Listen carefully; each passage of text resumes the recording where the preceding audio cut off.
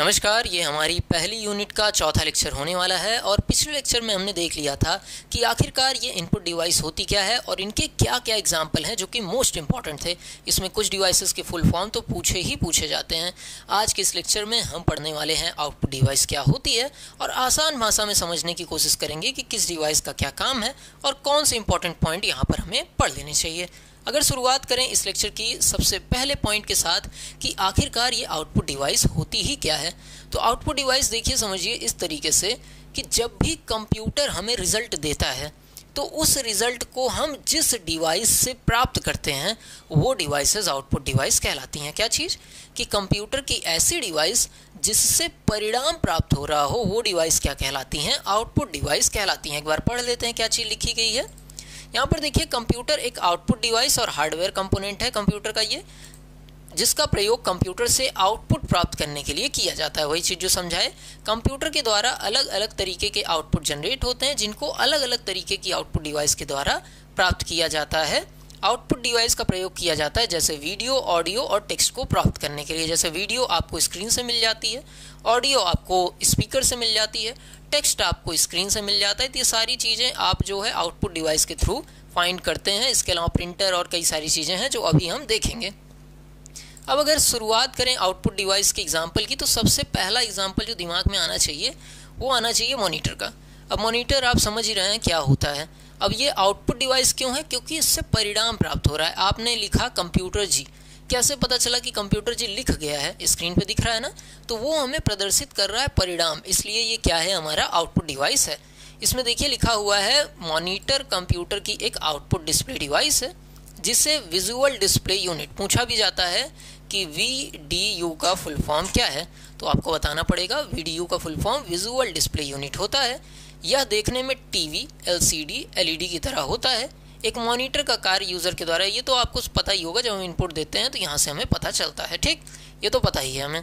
अगर बात करें टाइप ऑफ कंप्यूटर मॉनिटर कितने तरीके के होते हैं, तो सबसे पहला जो टाइप होता है वो होता है CRT।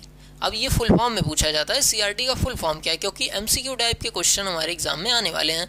तो CRT का फुल फॉर्म है कैथोड रे ट्यूब, ये फुल फॉर्म है। नोट्स चाहें तो डिस्क्रिप्शन में मैं देता हूँ, डाउनलोड कर लीजिएगा। नोट्स के लिए बिल्कुल परेशान मत हुआ करिए।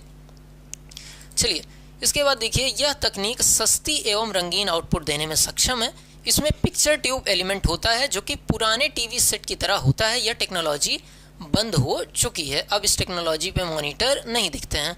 अगर दूसरे मॉनिटर की बात की जाए तो वो आपकी LCD है, जिसे आप लिक्विड क्रिस्टल डिस्प्ले के भी नाम से जानते हैं, या एक फ्लैट पैनल डिस्प्ले। पहले देखिए मॉनिटर बहुत मोटा सा था CRT, फिर वो पतला होता गया। देखिए फ्लैट पैनल डिस्प्ले टेक्नोलॉजी है जिसे आमतौर पर टीवीज़ और कंप्यूटर मॉनिटर में इस्तेमाल किया जाता है।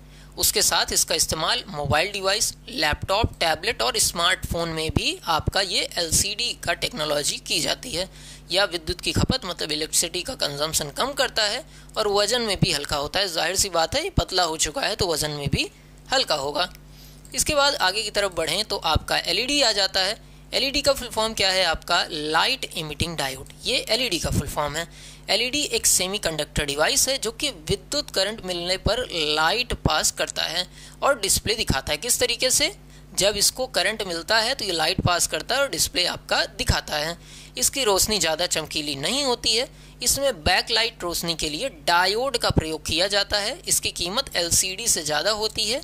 साथ ही इन्हें LCD के एक नया वर्जन माना गया है। लेकिन जो काम की चीज़ है वो आप याद कर सकते हैं। क्या क्या यहाँ पर?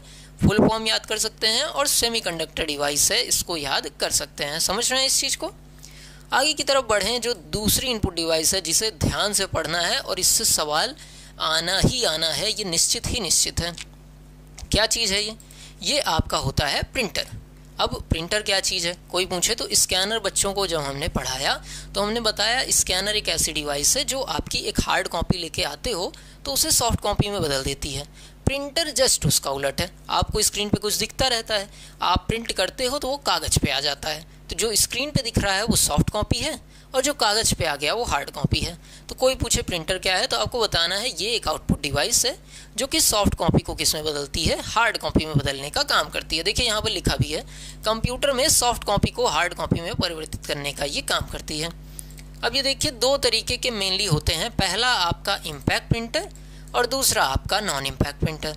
सर ये इम्पैक्ट और नॉन इम्पैक्ट क्या होता है? तो इम्पैक्ट का मतलब होता है छाप छोड़ना।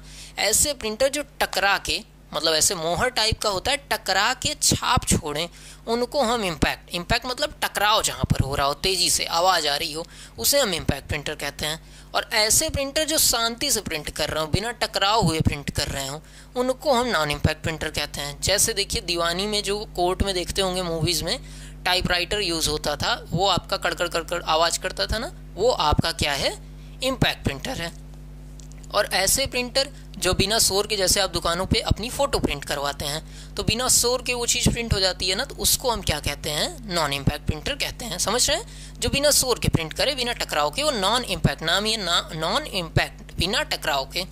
इम्पैक्ट प्रिंटर के बारे में पढ़िए तो यहाँ पर देखिए, इस प्रिंटर का प्रयोग प्रिंटिंग डॉक्यूमेंट के साथ साथ ग्राफिक्स के लिए भी किया जाता है। ये एक ऐसे प्रिंटर होते हैं जिसमें प्रिंट हेड, रिबन, कार्ट्रिज और पेपर के बीच में एक फिजिकल संपर्क स्थापित किया गया होता है। देख रहे हैं? समझ रहे हैं? एक फिजिकल संपर्क जहाँ पर टच होता है। इसमें इंक रिबन का प्रयोग करके कागज पर इफेक्टिव मतलब प्रभावी छपाई होती है। अब इसके एग्जाम्पल की बात की जाए कि आपका जो इम्पैक्ट प्रिंटर है उसके एग्जाम्पल क्या है, तो सबसे पहले आता है आपका डॉट मैट्रिक्स प्रिंटर। अगर बात करें ये किस तरीके का प्रिंटर है, तो पहले इसका फिगर देखिए। ये आपका डॉट मैट्रिक्स प्रिंटर होता है। अब यहाँ पर देखें इसकी बात, तो यह एक लोकप्रिय प्रिंटर है, मतलब पॉपुलर प्रिंटर है।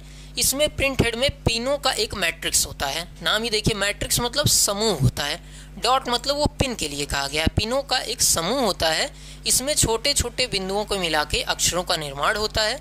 जैसे देखिए कुछ प्रिंट होते हैं जिसको ध्यान से देखिए तो डॉट डॉट डॉट मिलकर बने हुए होते हैं। जैसे ए लिखा है तो ए बराबर से नहीं लिखा होता है, कई सारे डॉट मिलकर, सॉरी एक सेकेंड जी, कई सारे डॉट मिलकर आपका ए बनाते हैं। जैसे देखिए आप ए लिख रहे हो तो नॉर्मल प्रिंटर से तो ऐसे बनेगा, लेकिन डॉट मैट्रिक प्रिंटर लिखेगा तो ये देख रहे हैं इस तरीके से कुछ इस शेप को ये लेकर आएगा। देख रहे हैं? कुछ ऐसे डॉट मिलकर इस प्रिंट को करते हैं। इसमें प्रिंटिंग हेड में 9, 14, 18 या 24 पिन हॉरिजॉन्टली ग्रुप में होती हैं। अब इसमें कुल मिलाकर जो याद करने वाली बात है वो समझ लीजिए। ठीक, ये किस तरीके का प्रिंटर है? इम्पैक्ट प्रिंटर है। क्यों प्रिंटर है? क्योंकि टच करके प्रिंट कर रहा है। और इसमें क्या होता है? पिनों का एक मैट्रिक्स होता है। इतना याद कर लेंगे तो दो चीज़, कौन सा, किस टाइप का? Impact printer. ठीक, और किस तरीके से प्रिंट करता है? पिनों के एक समूह के द्वारा प्रिंट करता है। इतना याद कर लेंगे तो डॉट मैट्रिक्स प्रिंटर हो जाएगा। आगे की तरफ बढ़ें, डेजी व्हील प्रिंटर। डेजी देखिए एक फूल का नाम है जो गोल शेप में, गोल आकार में होता है, और व्हील का मतलब होता है चक्र। डेजी व्हील प्रिंटर, गोल चक्र के तरीके से प्रिंटर। जैसे ये प्रिंटर नीचे देखिए आपको दिख रहा होगा ना, ये डेजी व्हील प्रिंटर है। इसमें गोल चक्र तरीके का लगा होता था और ये घूम घूम के, मतलब ये घूम घूम के प्रिंट करता था। मान लीजिए ए दबाया तो चक्र घूम के ए टाइप किया, फिर बी दबाया, जैसे पुराने फ़ोन आते थे उस तरीके का कुछ ये प्रिंटर होता था। इसमें देख लेते हैं क्या चीज़ लिखी गई है। इन प्रिंटरों में प्रिंटिंग के लिए एक प्लास्टिक के पहिए व्हील का प्रयोग किया गया, इसलिए क्या आ गया? व्हील। और जो आकृति है वो गुलबहार फूल मतलब डेजी फ्लावर के समान होती है, इसलिए इस प्रिंटर का नाम डेजी व्हील प्रिंटर पड़ा। नाम से ही समझ में आ रहा होगा। और ये घूम घूम के प्रिंट करता था। लाइन प्रिंटर क्या है कि उस जमाने में प्रिंटर जो आते थे वो एक बार में एक अक्षर ही प्रिंट करते थे, लेकिन ये प्रिंटर क्या किया? एक बार में एक लाइन प्रिंट करने लगा, इसलिए इस प्रिंटर को बहुत तवज्जो दी गई और इस प्रिंटर को क्या कहा गया? लाइन प्रिंटर कहा गया। समझ रहे हैं इस चीज़ को? तो ये किस टाइप का प्रिंटर है आपका? ये है लाइन प्रिंटर आपका हो गया। समझ में आ रही है चीज़? चलिए आगे की तरफ बढ़ते हैं। इसके बाद आया नॉन इम्पैक्ट प्रिंटर। और नॉन इम्पैक्ट प्रिंटर क्या होता था? देखिए नॉन इम्पैक्ट प्रिंटर प्रिंटिंग में इलेक्ट्रोस्टैटिक और इंकजेट टेक्नोलॉजी का प्रयोग करते थे। आमतौर पर non impact printer impact printer की अपेक्षा तेज होते थे। ये नई टेक्नोलॉजी पर आधारित थे तो जाहिर सी बात है तेज होंगे, दाम में सस्ते होंगे और आसानी से आज के ज़माने में उपलब्ध भी होंगे। अब देखिए किस तरीके के एग्जाम्पल हैं, तो ये एक बार आप देख लीजिएगा। Inkjet, thermal, laser, electromagnetic printer, electrostatic printer, कुछ एग्जाम्पल हैं। अगर इंकजेट प्रिंटर की बात करें तो यहाँ पर देखिए, जिसमें एक नोजल कागज की स्याही पर बूंदों की बौछार करके कैरेक्टर और चित्रों की छपाई करता था। जो प्रिंटर आप देखते हैं दुकानों पे आपकी फ़ोटो छाप के देता है, दैट इज़ इंकजेट प्रिंटर। नाम भी देखिए समझ रहे होंगे, जेट लगा रहता है जिसके थ्रू ऐसे कागज पे एक रिबन होती है, वो टच होती है और ये प्रिंट करा देता है। ठीक है, डायरेक्ट टच नहीं होता, थोड़ा दूर ही रहता है, लेकिन छपा देता है ये। और ये क्या करता है, 3 तरीके की स्याही को मिलकर बनाता है अपना कलर। इसके बाद थर्मल प्रिंटर देखिए, यह एक पेपर पर अक्षर छापने के लिए हीट का प्रयोग करता है, और हीट का ही प्रयोग करता है, इसलिए इसका नाम क्या पड़ा, थर्मल प्रिंटर पड़ा। यह स्याही को पिघलाकर कागज पर छोड़ते हैं, जिससे अक्षर के चित्र छपते हैं। ठीक है, हीट के द्वारा क्या करते हैं, स्याही को पिघलाकर कागज पर छोड़ते हैं और अक्षर आपका छप जाता है। लेकिन इस प्रकार के प्रिंटर अब ज़्यादा इस्तेमाल नहीं होते हैं। और आखिरी में आपका लेज़र प्रिंटर आता है। लेज़र प्रिंटर क्या करता है, लेज़र प्रिंटर द्वारा उच्च गुणवत्ता मतलब हाई क्वालिटी के अक्षर और चित्र छापे जाते हैं।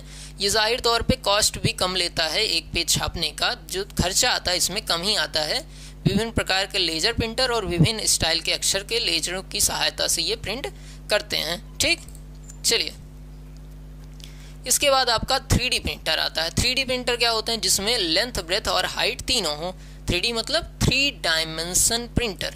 ठीक है, अब इसमें देखिए, इसको एडिटिव मैन्युफैक्चर भी कहा जाता है, जो कि 3D डिजिटल मॉडल की वस्तु को लेयर बाय लेयर बनाती है। मतलब एक लेयर पे दूसरी, दूसरी पे तीसरी, तीसरी पे चौथी, और ऐसे छापते हैं कि वो एक आकार लेकर आपके सामने आ जाती है। इसका आविष्कार 1984 में किया गया था, और किन्होंने किया था, चखल ने इसको इन्वेंट किया था। वैसे नाम मेरे हिसाब से इतना पूछा नहीं जाएगा। 3D का मतलब आप समझ ही रहे हैं किस तरीके से प्रिंट होगा।